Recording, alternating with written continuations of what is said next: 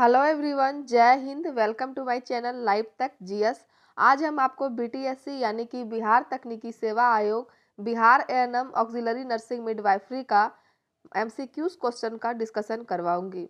यह एएनएम की परीक्षा के लिए बहुत ही महत्वपूर्ण होगा।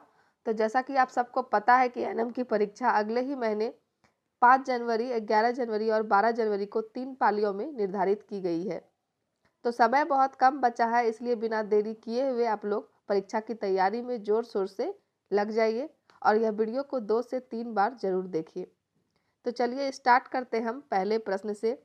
और हमारा पहला प्रश्न है, निम्नलिखित में से कौन सा वंशानुगत रक्तलाई अरक्तता है? निम्नलिखित में से कौन सा वंशानुगत रक्तलाई और रक्तता है? तो इसका उत्तर है ऑप्शन नंबर बी, थैलेसीमिया। अगला प्रश्न है, क्रिप्टोचैटिज्म का अर्थ क्या है? क्रिप्टोचैटिज्म का अर्थ क्या है? तो इसका उत्तर हो जाएगा ऑप्शन नंबर डी, अवरोही वृषण। क्रिप्टोचैटिज्म का अर्थ है अवरोही वृषण। अगला प्रश्न है, पॉजिटिव ब्रुडजिन्स्की और कर्निंग का चिन्ह कौन से लक्षण है? तो इसका उत्तर है option number A, meningitis. Positive Brudzinski और कर्निंग का चिन्ह मेनिंजाइटिस के लक्षण है। ऑप्शन नंबर ए इसका सही उत्तर होगा। अगला प्रश्न है, ढहने वाली नारी को किसके रूप में भी जाना जाता है? तो इसका उत्तर है ऑप्शन नंबर बी, जल हथौड़ा नारी। ढहने वाली नारी को जल हथौड़ा नारी के रूप में भी जाना जाता है। अगला प्रश्न है, एक स्वस्थ व्यक्ति में स्ट्रोक की मात्रा लगभग कितनी होती है?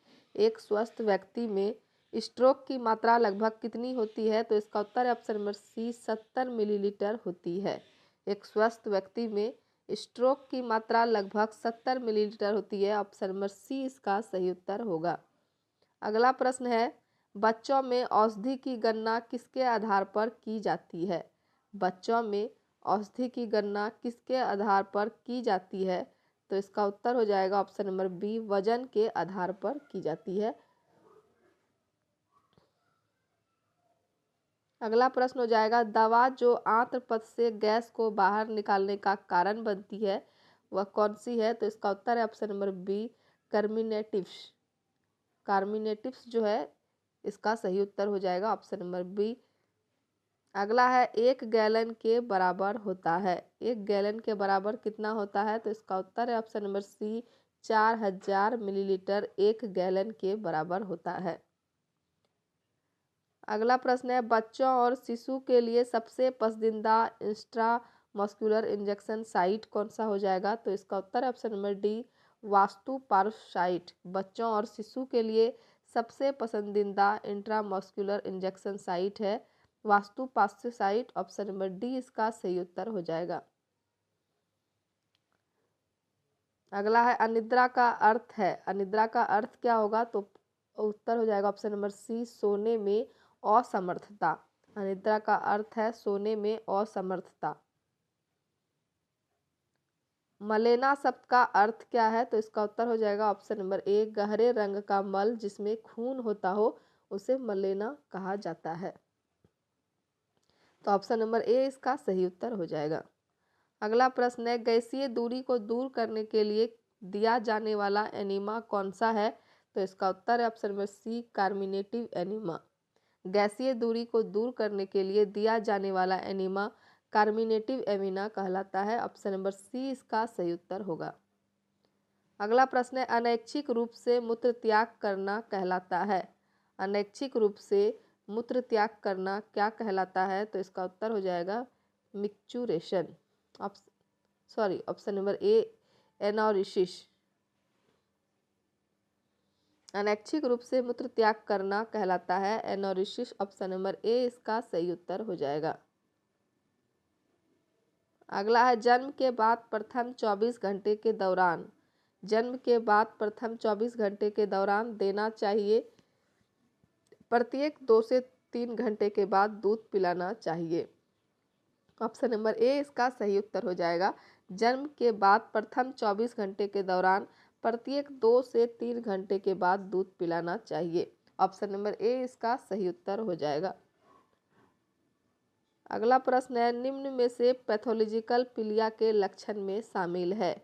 निम्न में से पैथोलॉजिकल पीलिया के लक्षण में शामिल है, तो इसका उत्तर हो जाएगा ऑप्शन नंबर बी, यह जन्म के समय या जन्म के 24 घंटे के अंदर ही उत्पन्न हो जाता है। ऑप्शन नंबर बी इसका सही उत्तर हो जाएगा। अगला है, साइडेक्स क्या है। साइडेक्स क्या है, तो इसका उत्तर है ऑप्शन नंबर ए, साइडेक्स एक रासायनिक विसंक्रामक है। साइडेक्स एक रासायनिक विसंक्रामक है। ऑप्शन नंबर ए इसका सही उत्तर हो जाएगा। अगला है, निम्न में से मसूरों का प्रदाह क्या कहलाता है। निम्न में से मसूरों का प्रदाह क्या कहलाता है, तो इसका उत्तर ऑप्शन नंबर ए, जिंजीवाइटिस कहलाता है। कुएं के जल को शुद्ध करने के लिए कौन से रसायन का उपयोग किया जाता है। कुएं के जल को शुद्ध करने के लिए कौन सा रसायन उपयोग किया जाता है, तो इसका उत्तर option number C, bleaching powder. अगला है, निम्नलिखित में से कौन सा एक यौगिक है।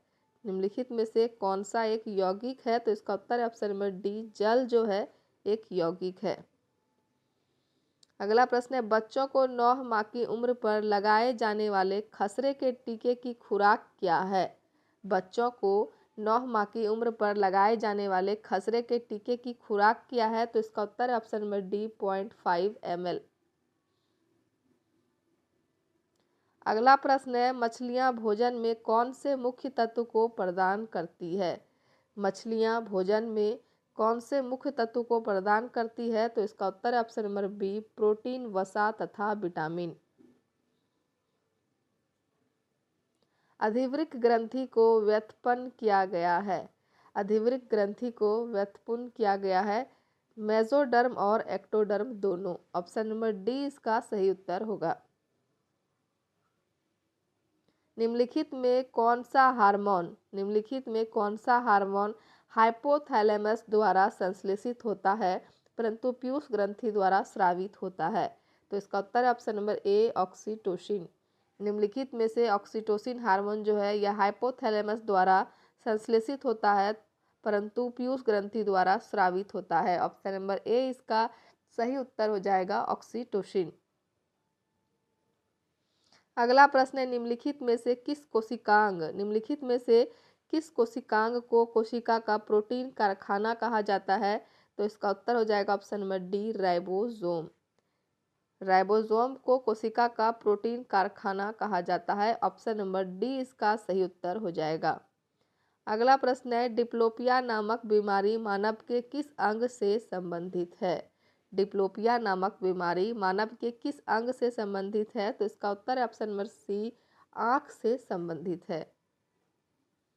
अगला प्रश्न है, मानव शरीर में गुर्दे का क्या काम है। मानव शरीर में गुर्दे का क्या काम है, तो इसका उत्तर है ऑप्शन नंबर बी, रक्त से यूरिया अलग करना। गुर्दे का काम है रक्त से यूरिया अलग करना।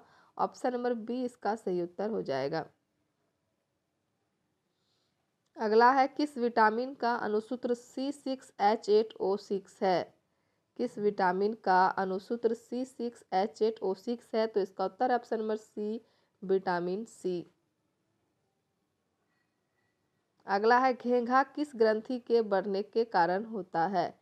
घेंघा जो है यह किस ग्रंथि के बढ़ने के कारण होता है, तो इसका उत्तर ऑप्शन नंबर ए, अवटु ग्रंथि के बढ़ने के कारण होता है। अगला है, सेरेबलम निम्नलिखित में से किसका भाग है। सेरेबलम निम्नलिखित में से किसका भाग है, तो इसका उत्तर है ऑप्शन नंबर सी, मस्तिष्क का भाग है। इंसुलिन हार्मोन की खोज किसने की थी, तो इसका उत्तर हो जाएगा option number A, Banting and Best ने इंसुलिन हार्मोन की खोज की थी। अगला प्रश्न है, उस वैज्ञानिक का नाम बताइए जिसने यह खोज की थी कि मलेरिया प्लाज्मोडियम नामक परजीवी से होता है। उस वैज्ञानिक का नाम बताइए जिसने यह खोज की थी कि मलेरिया प्लाज्मोडियम नामक परजीवी से होता है, तो इसका उत्तर है option number C, sir Ronald Ross. मानव शरीर का कौन सा भाग शरीर ताप को नियंत्रित रखता है। मानव शरीर का कौन सा भाग शरीर ताप को नियंत्रित रखता है, तो इसका उत्तर हो जाएगा ऑप्शन नंबर डी, हाइपोथैलेमस। मनुष्य के शरीर में पसलियों के कितने जोड़े होते हैं? तो इसका उत्तर है ऑप्शन नंबर ए 12 जोड़े होते हैं। मनुष्य के शरीर में पसलियों के 12 जोड़े होते हैं। तो इसका उत्तर है ऑप्शन नंबर ए। अगला है रक्त में अधिक मूत्रीय अम्ल किस बीमारी का सूचक है? रक्त में अधिक मूत्रीय अम्ल किस बीमारी का सूचक है? तो इसका उत्तर है ऑप्शन नंबर सी गाउट बीमारी का सूचक है। अगला है लेप्टोस्पायरोसिस। लेप्टोस्पायरोसिस एक रोग है जो निम्नलिखित में से किससे होता है? तो इसका उत्तर हो जाएगा ऑप्शन नंबर बी कवक से होता है। लेप्टोस्पायरोसिस एक रोग है जो कवक से होता है। अगला है मसूरों से रक्तस्राव को निम्न में कौन रोकता है? मसूरों से रक्तस्राव को निम्न में कौन रोकता है? तो इसका उत्तर हो जाएगा ऑप्शन नंबर सी एस्कॉर्बिक अम्ल रोकता है। अगला प्रश्न है निम्नलिखित में से कौन सा स्कर्वी रोग के इलाज में उपयोग है? निम्नलिखित में से कौन सा स्कर्वी रोग के इलाज में उपयोग है? तो इसका उत्तर है ऑप्शन नंबर सी आंवला। निम्नलिखित में से कौन सा रोग आमतौर पर पिस्सू द्वारा फैलाया जाता है? निम्नलिखित में से कौन सा रोग आमतौर पर पिस्सू द्वारा फैलाया जाता है? तो इसका उत्तर है ऑप्शन नंबर सी शनिपात। अगला प्रश्न है प्रोटीन ऊर्जा कुपोषण का परिणाम क्या है? प्रोटीन ऊर्जा कुपोषण का परिणाम क्या है? तो इसका उत्तर हो जाएगा ऑप्शन नंबर ए मरासमस। ऑप्शन नंबर ए इसका सही उत्तर हो जाएगा। अगला है मादा क्यूलेक्स मच्छर निम्नलिखित में से किस रोग की वाहक है? तो इसका उत्तर ऑप्शन नंबर बी फाइलेरिया रोग की वाहक मादा क्यूलेक्स मच्छर है। दांत के एनामल का कुबरन किस कारण से होता है? दांत के इनेमल का कबूरन किस कारण से होता है? तो इसका उत्तर ऑप्शन नंबर सी पानी में उच्च मात्रा में फ्लोराइड के कारण दांत के इनामल में कबूरन हो जाता है। निम्नलिखित में से कौन सा एक स्वास्थ्य समस्या फ्लोराइड की कमी के कारण होती है? तो इसका उत्तर हो जाएगा ऑप्शन नंबर डी दांत का क्षरण। फ्लोराइड की कमी के कारण दांत का क्षरण होता है। ऑप्शन नंबर डी इसका सही उत्तर हो जाएगा। अगला प्रश्न है सिरोसिस रोग शरीर के किस अंग को प्रभावित करता है? तो इसका उत्तर है ऑप्शन नंबर बी जिगर को सिरोसिस रोग प्रभावित करता है। अगला है सफ़ेद दाग का इलाज निम्नलिखित में से किस हर्बल दवा द्वारा किया जा सकता है? तो इसका उत्तर है ऑप्शन नंबर सी लुकोप्सिन। लुकोप्सिन द्वारा सफ़ेद दाग का इलाज हर्बल दवा द्वारा किया जा सकता है। अगला है मानव में गुणसूत्र की संख्या 21 त्रिगुणसूत्रता उत्तरई किसके लिए है? तो इसका उत्तर option number A Down syndrome के लिए गुणसूत्र की संख्या 21 गुणसूत्रता उत्तरदायी है। ऑप्शन नंबर ए इसका सही उत्तर होगा। अगला प्रश्न हो जाएगा कौन सी बीमारी दिल से संबंधित नहीं है? कौन सी बीमारी दिल से संबंधित नहीं है? तो इसका उत्तर है ऑप्शन नंबर सी डिप्थीरिया जो है दिल से संबंधित नहीं है। अगला प्रश्न है कौन सा रोग मुख्यतः व्यावसायिक स्वास्थ्य खतरा के कारण होता है? तो इसका उत्तर हो जाएगा option number C silicosis. Silicosis रोग जो है यह मुख्यतः व्यावसायिक स्वास्थ्य खतरा के कारण होता है। अगला प्रश्न है मानव में बैक्टीरिया के संक्रमण का सबसे अच्छा आम इलाज क्या है? मानव में बैक्टीरिया के संक्रमण का सबसे आम इलाज क्या है? तो इसका उत्तर ऑप्शन नंबर सी एंटीबायोटिक्स। श्लेष्मा झिल्ली की सूजन को क्या कहा जाता है? तो इसका उत्तर हो जाएगा ऑप्शन नंबर ए ब्रोंकाइटिस कहा जाता है।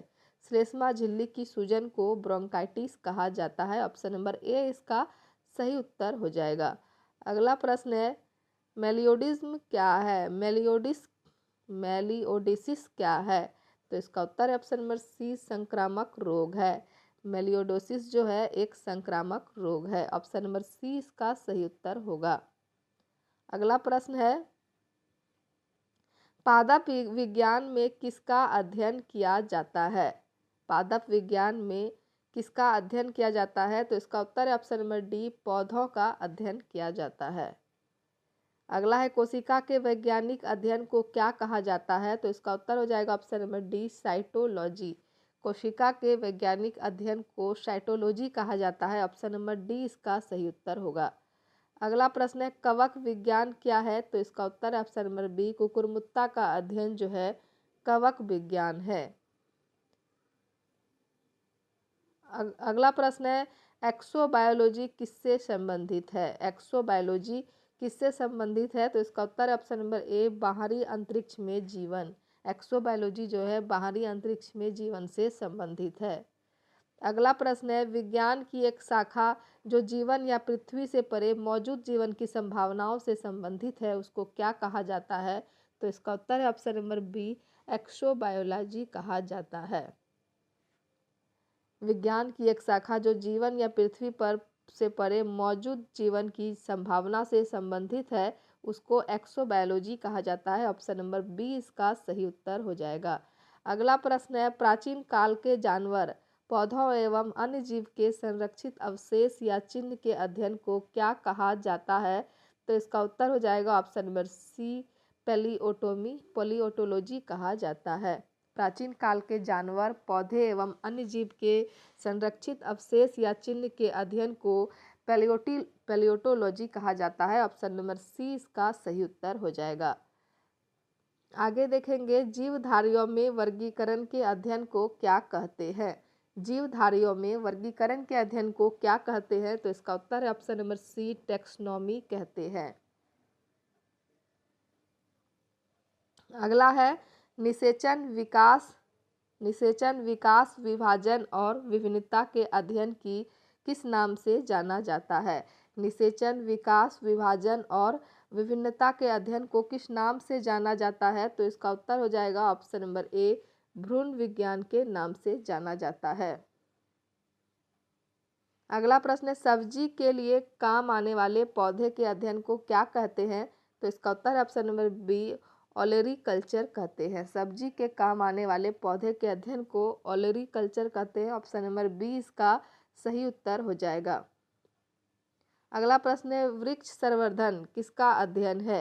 वृक्ष संवर्धन किसका अध्ययन है, तो इसका उत्तर हो जाएगा ऑप्शन नंबर ए वृक्ष एवं वनस्पति की खेती। वृक्ष संवर्धन है वृक्ष एवं वनस्पति की खेती का अध्ययन है। ऑप्शन नंबर ए इसका सही उत्तर हो जाएगा। अगला प्रश्न है निम्नलिखित में से कौन मकारियों का अध्ययन है। निम्नलिखित में से कौन मकारियों का अध्ययन है, तो इसका उत्तर है ऑप्शन नंबर ए आर्केनोलॉजी जो है यह मकड़ियों का अध्ययन है। अगला प्रश्न है कीड़ों के अध्ययन को क्या कहा जाता है। कीड़ों के अध्ययन को क्या कहा जाता है, तो इसका उत्तर हो जाएगा ऑप्शन नंबर सी एंटीमोलॉजी कहा जाता है। पक्षी विज्ञान का अध्ययन होता है। किसका अध्ययन होता है पक्षी विज्ञान, तो इसका उत्तर ऑप्शन नंबर ए पक्षी विज्ञान का अध्ययन पक्षी से होता है। अगला है ऑन्ड्रियोलॉजी में किसका अध्ययन होता है, तो इसका उत्तर है ऑप्शन नंबर बी सपने का अध्ययन ऑन्ड्रियोलॉजी में होता है। मलेरिया किससे संबंधित है, तो इसका उत्तर है ऑप्शन नंबर ए ज्वर से संबंधित है मलेरिया। ऑप्शन नंबर ए इसका सही उत्तर हो जाएगा। फीवर से मलेरिया संबंधित है। अगला है एनोफिलीज मच्छर कौन से वेक्टर वहन करते हैं। एनोफिलीज मच्छर कौन से वेक्टर वहन करते हैं, तो इसका उत्तर है option number C malaria vector वहन करते हैं। मलेरिया परजीवी की निम्नलिखित में से कौन सी अवस्था संक्रामक है, तो इसका उत्तर हो जाएगा option number D sporozoite. Sporozoite जो है इसका सही उत्तर हो जाएगा। अगला प्रश्न है निद्राणु रोग किसकी वाहक है। निद्रालु रोग जो है किसकी वाहक है, तो इसका उत्तर है ऑप्शन नंबर डी सीसी मक्खी का वाहक है। काला जार का संचार किससे होता है, तो इसका उत्तर हो जाएगा ऑप्शन नंबर बी सिकता मक्खी से काला जार का संचार होता है। अगला प्रश्न है काला जार रोग वाहक कौन सा मच्छर है। काला जार रोग वाहक कौन सा मच्छर है, तो इसका उत्तर है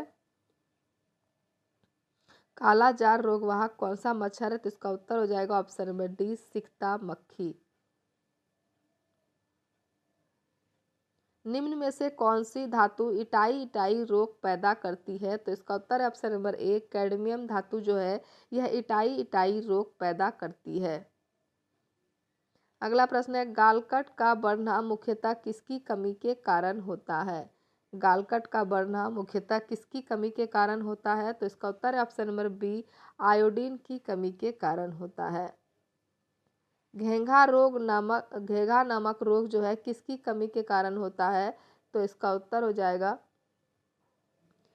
ऑप्शन नंबर सी, आयोडीन। घेंघा नामक रोग जो है आयोडीन की कमी के कारण होता है। अगला प्रश्न है, शरीर के अंदर लोहा की कमी से उत्पन्न होने वाले रोग कौन सा है? तो इसका उत्तर है ऑप्शन नंबर सी, रक्तहीनता। लोहा की कमी से होने वाला रोग जो है रक्तहीनता है। ऑप्शन नंबर सी इसका सही उत्तर हो जाएगा। अगला प्रश्न है, मिनी माता रोग किसके द्वारा पानी के प्रदूषण से फैलता है? तो इसका उत्तर है ऑप्शन नंबर डी, पारद। मिनी माता रोग जो है पारद द्वारा पानी के प्रदूषण से फैलता है।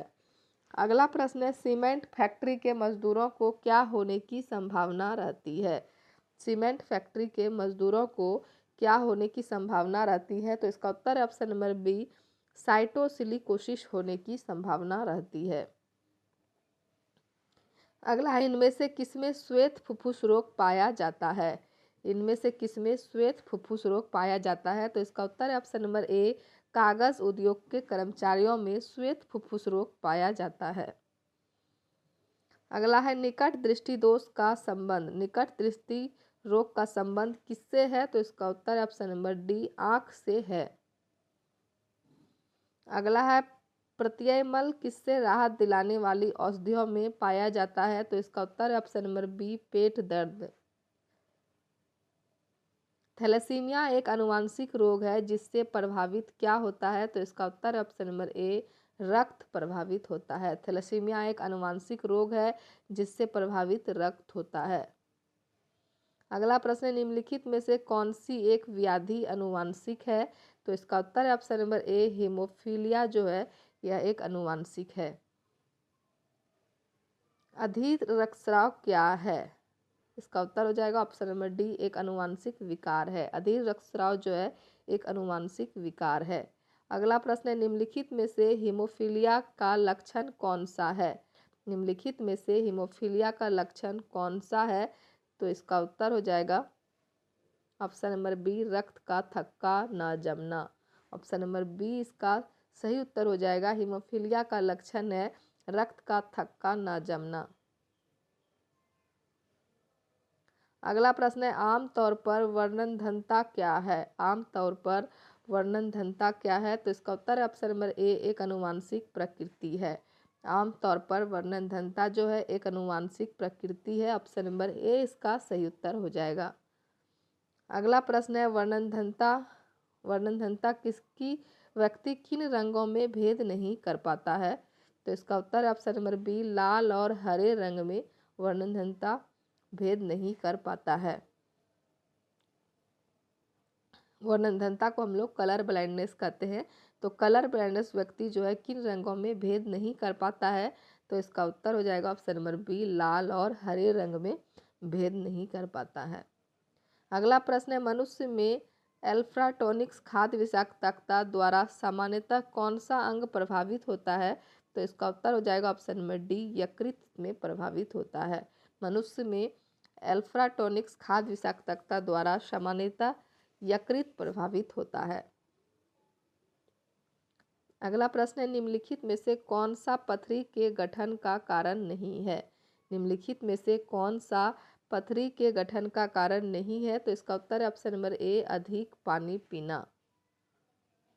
अगला प्रश्न है, शरीर में कैल्शियम ऑक्सलेट की बहुत ज़्यादा मात्रा किसके कारण बनती है? तो इसका उत्तर हो जाएगा ऑप्शन नंबर सी, पथरी के कारण शरीर में कैल्शियम ऑक्सलेट की बहुत ज़्यादा मात्रा बनती है।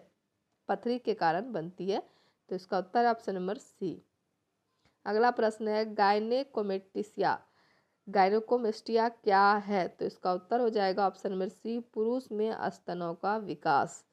पुरुष में स्तनों का विकास हो जाता है उसे गायनेकोमेस्टिया कहते हैं। अगला प्रश्न है, निम्नलिखित में से क्या अलिंग सूत्रीय है? निम्नलिखित में से क्या अलिंग सूत्रीय है? तो इसका उत्तर ऑप्शन नंबर ए, अल्जाइमर रोग। अगला प्रश्न है, झिल्लीदार गर्दन किसका अभिलक्षण है? झिल्लीदार गर्दन किसका अभिलक्षण है? तो इसका उत्तर हो जाएगा ऑप्शन नंबर डी, टर्नर संलक्षण का अभिलक्षण है। अगला है, ऑस्टियोपोरोसिस किस रोग से संबंधित है? तो इसका उत्तर हो जाएगा ऑप्शन नंबर ए, हड्डी से ऑस्टियोपोरोसिस संबंधित है। अगला प्रश्न है, पित्ताशय में उपस्थित पथरी निम्नलिखित में से किसका पाचन प्रभावित करता है? तो इसका उत्तर है ऑप्शन नंबर ए, वसा का पाचन प्रभावित करता है। रक्त में आरबीसी के बढ़ने से कौन सी स्थिति बन जाती है? तो इसका उत्तर है ऑप्शन नंबर सी, पॉलीसिथेमिया बन जाती है। रक्त में आरबीसी के बढ़ने से पॉलीसिथेमिया स्थिति बन जाती है। अगला प्रश्न है, पौधों में जनन अंग कहाँ पाए? पौधों में जनन अंग कहाँ पाए? तो इसका उत्तर है ऑप्शन नंबर डी, फल में पाए जाते हैं। इनमें से कौन अलैंगिक जनन की विधि है? इनमें से कौन अलैंगिक जनन की विधि है? तो इसका उत्तर है विखंडन, मुकुलन और बीजाणुनन। विखंडन, मुकुलन और बीजाणु जनन तीनों जो है यह अलैंगिक जनन की विधि है। ऑप्शन नंबर डी इसका सही उत्तर हो जाएगा। अगला प्रश्न है, निम्नलिखित में से कौन लैंगिक संचारित रोग नहीं है? निम्नलिखित में से कौन लैंगिक संचारित रोग नहीं है? तो इसका उत्तर है ऑप्शन नंबर सी, टाइफाइड। बाकी एड्स, गोनोरिया और सिफिलिस जो है यह तीनों लैंगिक संचारित रोग है। अगला प्रश्न है, पुष्प का नर जननांग कहलाता है। पुष्प का नर जननांग क्या कहलाता है? तो इसका उत्तर है ऑप्शन नंबर ए, पुंकेसर कहलाता है। पुंकेसर का अग्रभाग को क्या कहते हैं? तो इसका उत्तर है ऑप्शन नंबर बी, पुंकेसर का अग्रभाग जो है यह परागकोश कहते हैं। पुंकेसर के अग्रभाग को परागकोश कहते हैं। ऑप्शन नंबर बी इसका सही उत्तर हो जाएगा। अगला प्रश्न है, मनुष्य के युग में कितने गुणसूत्र की संख्या होती है? मनुष्य के युग में कितने गुणसूत्र की संख्या होती है? तो इसका उत्तर है ऑप्शन नंबर सी, 46 गुणसूत्र की संख्या होती है। अगला है, नर युग्मक तथा मादा युग्मक के संयोग से बनता है। नर युग्मक तथा मादा युग्मक के संयोग से क्या बनता है? जाइगोट बनता है। ऑप्शन नंबर ए इसका सही उत्तर हो जाएगा। अगला प्रश्न है, निम्न में से कौन एक लैंगिक पुष्प है? निम्न में से कौन एक लैंगिक पुष्प है? तो इसका उत्तर है ऑप्शन नंबर सी, पपीता। पपीता पुष्प जो है यह एक लैंगिक पुष्प है। अगला प्रश्न है, परागकोश में होते हैं। परागकोश में होते हैं परागकण। ऑप्शन नंबर डी इसका सही उत्तर हो जाएगा। परागकोश में क्या होते हैं? परागकण होते हैं। अगला प्रश्न है, स्त्री केसर। स्त्री केसर के आधार ये भारत को कहते हैं। तो इसका उत्तर है ऑप्शन नंबर बी, स्त्री केसर के आधार पर ये भारत को अंडाशय कहते हैं। ऑप्शन नंबर बी इसका सही उत्तर होगा। अगला है, निषेचन की क्रिया किस जीव में मुख्यतः होती है? निषेचन की क्रिया किस जीव में मुख्यतः होती है? तो इसका उत्तर है ऑप्शन नंबर सी, पुष्प एवं जंतु में निषेचन की क्रिया होती है।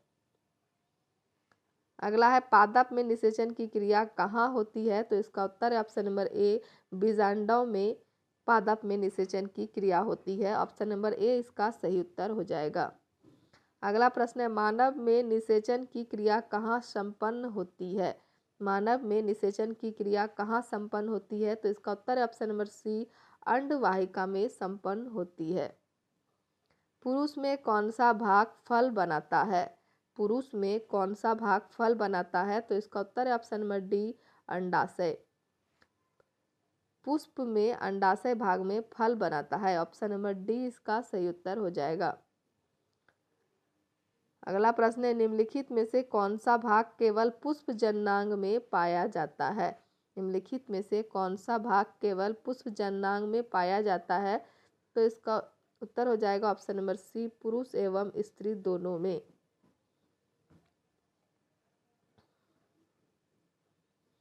अगला प्रश्न हो जाएगा, लिंग गुणसूत्र का पूर्ण जोड़ा पाया जाता है।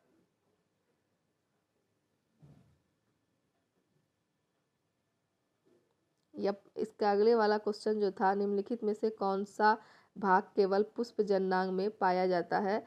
तो इसमें किसी में नहीं, ऑप्शन नंबर डी इसका सही उत्तर हो जाएगा। और अगला प्रश्न जो है, लिंग गुणसूत्र का पूर्ण जोड़ा पाया जाता है, तो इसका उत्तर है लिंग गुणसूत्र का पूर्ण जोड़ा जो है यह स्त्री में पाया जाता है। ऑप्शन नंबर बी इसका सही उत्तर हो जाएगा। अगला है, स्त्री के मासिक चक्र में एक पीरियड अंडाणु किस दिन अंडाशय से बाहर निकलता है? स्त्री के मासिक चक्र में एक परिपक्व अंडाणु किस दिन अंडाशय से बाहर निकलता है? तो इसका उत्तर है ऑप्शन नंबर बी 14वें दिन निकलता है। अगला प्रश्न है, शुक्राणु का निर्माण होता है कहाँ? शुक्राणु का निर्माण होता है, तो इसका उत्तर ऑप्शन नंबर ए वृषण में शुक्राणु का निर्माण होता है। अगला प्रश्न है, मनुष्य के किस गुहा में भ्रूण का विकास होता है? मनुष्य के किस गुहा में भ्रूण का विकास होता है? तो इसका उत्तर है ऑप्शन नंबर बी गर्भाशय में भ्रूण का विकास होता है। अगला है, पुष्प का कौन सा भाग पराग का कण बनता है? पुष्प का कौन सा भाग पराग का कण बनता है? तो इसका उत्तर है ऑप्शन नंबर सी पुष्प केसर। अगला है, निम्न में से कौन मानव में मादा जनन तंत्र का भाग नहीं है? निम्न में से कौन मानव में मादा जनन तंत्र का भाग नहीं है? तो इसका उत्तर ऑप्शन नंबर सी शुक्र वाहिका। अगला है, निम्नलिखित में से किस खाद्य पदार्थ का प्रति ग्राम कैलोरी मान उच्चतम होगा? तो इसका उत्तर है ऑप्शन नंबर ए घी। निम्नलिखित में से घी का प्रति ग्राम कैलोरी मान उच्चतम होगा, ऑप्शन नंबर ए सही उत्तर है। अगला है, आम सर्दी के खिलाफ टीकाकरण बहुत प्रभावी क्यों नहीं है? आम सर्दी के खिलाफ टीकाकरण बहुत प्रभावी क्यों नहीं है? तो इसका उत्तर है ऑप्शन नंबर सी बड़ी संख्या में राइनो वायरस के उपभेद मौजूद होते हैं, जिससे टीकाकरण अप्रभावी हो जाता है। बड़ी संख्या में राइनो वायरस के उपभेद मौजूद होते हैं, जिससे टीकाकरण अप्रभावी हो जाता है। ऑप्शन नंबर सी इसका सही उत्तर हो जाएगा। अगला प्रश्न है, निम्न में से कौन सा सूक्ष्मजीव पेचिश के कारण बनता है? निम्न में से कौन सा सूक्ष्मजीव पेचिश के कारण बनता है? तो इसका उत्तर ऑप्शन नंबर बी सीगेला।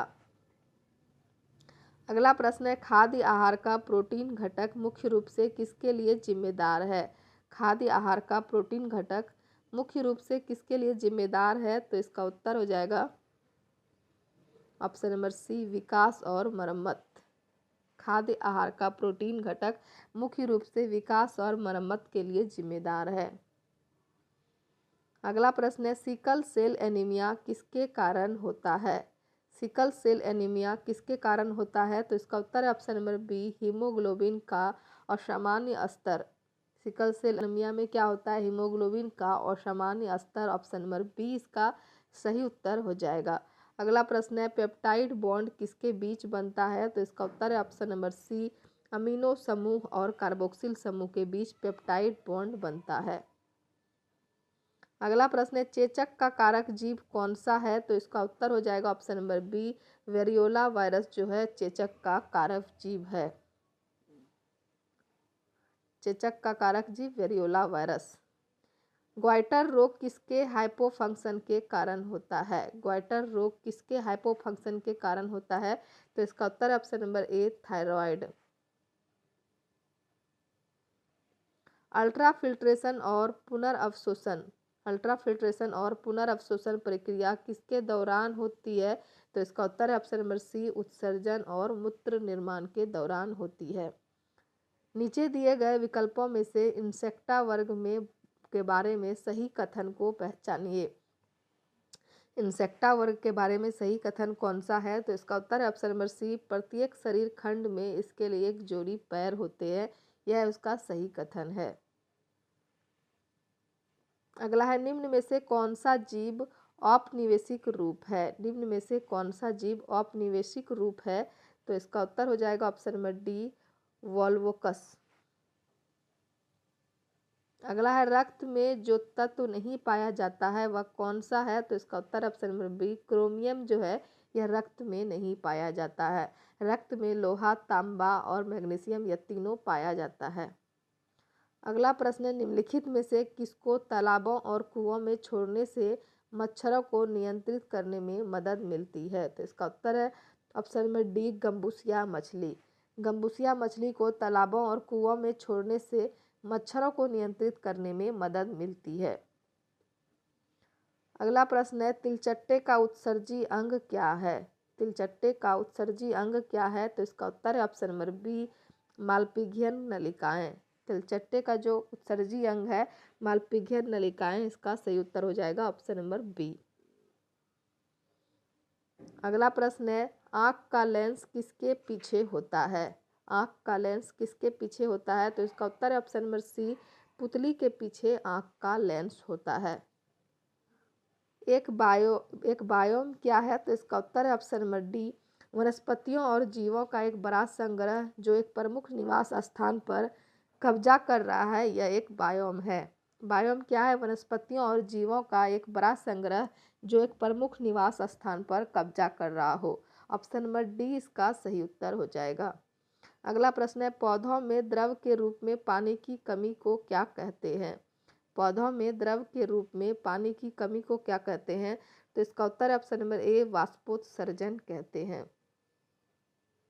अगला प्रश्न है, शाकाहारी जंतुओं में दांतों की कमी होती है। शाकाहारी जंतुओं में दांतों की कमी होती है, कौन से दांतों की? तो उत्तर है ऑप्शन नंबर सी, मोलर दांतों की कमी होती है। मानव में हिचकी आमतौर पर नीचे की ओर जबरदस्ती खिसकने के कारण होती है। किसके नीचे की ओर जबरदस्ती खिसकने के कारण होती है? तो इसका उत्तर है ऑप्शन नंबर ए, डायफ्राम। अगला प्रश्न है, सामान्य कोशिकाओं में डीएनए से आरएनए में आनुवांशिक सूचना के प्रवाह की प्रक्रिया क्या कहलाती है? तो इसका उत्तर हो जाएगा ऑप्शन नंबर बी, प्रतिलेखन कहलाती है। सामान्य कोशिकाओं में डीएनए से आरएनए में आनुवांशिक सूचना के प्रवाह की प्रक्रिया प्रतिलेखन कहलाती है। ऑप्शन नंबर बी इसका सही उत्तर हो जाएगा।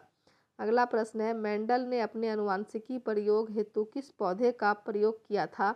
तो इसका उत्तर हो जाएगा ऑप्शन नंबर सी, मटर पौधे का प्रयोग किया था। अगला है, किस जीवी की जीनी संरचना कहलाता है? किस जीव को जीनी संरचना कहलाता है? तो इसका उत्तर है ऑप्शन नंबर बी, जिन प्रारूप। ऑप्शन नंबर बी इसका सही उत्तर हो जाएगा। अगला प्रश्न है, कौन सा अभिलक्षण वंशागत नहीं है? कौन सा अभिलक्षण वंशागत नहीं है? तो इसका उत्तर है ऑप्शन नंबर डी, बाल की प्रकृति जो है यह वंशागत लक्षण नहीं है। अगला है, विकास के दृष्टिकोण से हमारे किससे अधिक समानता है? विकास के दृष्टिकोण से हमारे किससे अधिक समानता है? तो इसका उत्तर ऑप्शन नंबर सी, चिंपांजी से अधिक समानता है। अफ्रीकी मानव का सबसे निकट संबंधी है? किससे है अफ्रीकी मानव का सबसे निकट संबंधी है? चिंपांजी से। ऑप्शन नंबर ए इसका सही उत्तर हो जाएगा। निम्न में से कौन से एक उभयलिंगी जंतु है? निम्न में से कौन एक उभयलिंगी जंतु है? तो इसका उत्तर है ऑप्शन नंबर ए, केचुआ जो है एक उभयलिंगी जंतु है। पक्षी तथा तितली के पंख हैं। पक्षी तथा तितली के पंख असमजात हैं। ऑप्शन नंबर बी इसका सही उत्तर होगा। अगला प्रश्न हो जाएगा, स्त्री में लिंग गुणसूत्र होते हैं। स्त्री में लिंग गुणसूत्र होते हैं XX। ऑप्शन नंबर ए इसका सही उत्तर हो जाएगा। और पुरुष में लिंग गुणसूत्र क्या होते हैं? XY। ऑप्शन नंबर बी इसका सही उत्तर हो जाएगा। स्त्री में XX और पुरुष में XY। अगला प्रश्न है, निम्न में से कौन बौने पौधे को दर्शाता है? तो इसका उत्तर है option number C, small TT जो है यह बौने पौधे को दर्शाता है। अगला है, निम्न में से कौन लंबे पौधे को दर्शाता है? तो इसका उत्तर हो जाएगा कैपिटल में जो टीटी है यह लंबे पौधे को दर्शाता है। अगला है, निम्न में से कौन वायरस संक्रमित रोग है?